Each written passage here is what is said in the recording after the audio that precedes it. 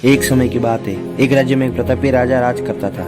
एक दिन उसके दरबार में एक विदेशी आगंतुक आया और उसने राजा को एक सुंदर पत्थर उपहार स्वरूप प्रदान किया।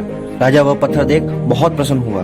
उसने उस पत्थर से भगवान विष्णु की प्रतिमा का निर्माण कर उसी राज्य के मंदिर में स्थापित करने का निर्णय ले लिया और प्रतिमा निर्माण का कार्य राज्य के महामंत्री को सौंप दिया। महामंत्री गांव के सर्वश्रेष्ठ मूर्तिकार के पास गया और उसे वह पत्थर देते हुए बोला, महाराज मंदिर में भगवान विष्णु की प्रतिमा स्थापित करना चाहते हैं। 7 दिवस के भीतर इस पत्थर से भगवान विष्णु की प्रतिमा तैयार कर राजमहल में पहुंचा देना। इसके लिए तुम्हें 50 स्वर्ण मुद्राएं दी जाएगी। 50 स्वर्ण मुद्राओं की बात सुनकर मूर्तिकार खुश हो गया। महामंत्री के जाने के उपरांत ही प्रतिमा का निर्माण कार्य प्रारंभ करने के उद्देश्य से अपने औजार निकाल लिए। अपने औजारों में से उसने एक हथौड़ा लिया और पत्थर तोड़ने के लिए उस पर हथौड़े से वार करने लगा, किंतु पत्थर उसका तुच्छ रहा। मूर्तिकार ने हथौड़े के कई वार पत्थर पर किए, किंतु पत्थर नहीं टूटा। 50 बार प्रयास करने के उपरांत मूर्तिकार ने अंतिम बार प्रयास करने के उद्देश्य से हथौड़ा उठाया, किंतु यह सोचकर हथौड़े पर प्रहार करने के पूर्व ही उसने हाथ खींच लिया कि जब 50 बार वार करने से पत्थर नहीं टूटा तो अब क्या टूटेगा।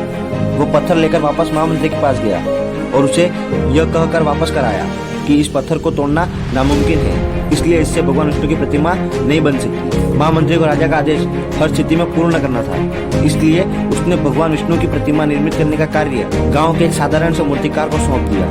पत्थर लेकर मूर्तिकार ने महामंत्री के सामने ही उस पर हथौड़े से प्रहार किया और वह पत्थर एक बार में ही टूट गया। पत्थर टूटने के बाद मूर्तिकार प्रतिमा बनाने में जुट गया।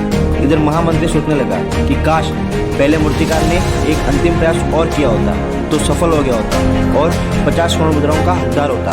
तो दोस्तों, हम भी अपने जीवन में ऐसी ही परिस्थितियों से घिरे हुए होते हैं। कई बार किसी कार्य को करने के पूर्व या किसी समस्या के सामने आने पर उसका निराकरण करने के पूर्व ही हमारा आत्मविश्वास डगमगा जाता है और हम प्रयास किए बिना ही हार मान लेते हैं। कई बार हम 1-2 प्रयास में असफलता मिलने पर आगे प्रयास करना छोड़ देते हैं, जबकि हो सकता है कि कुछ प्रयास और करने पर कार्य पूर्ण हो जाता है या समस्या का समाधान हो जाता है। यदि जीवन में सफलता प्राप्त करनी है तो बार बार असफल होने पर भी तब तक प्रयास नहीं छोड़ना चाहिए जब तक सफलता नहीं मिल जाती।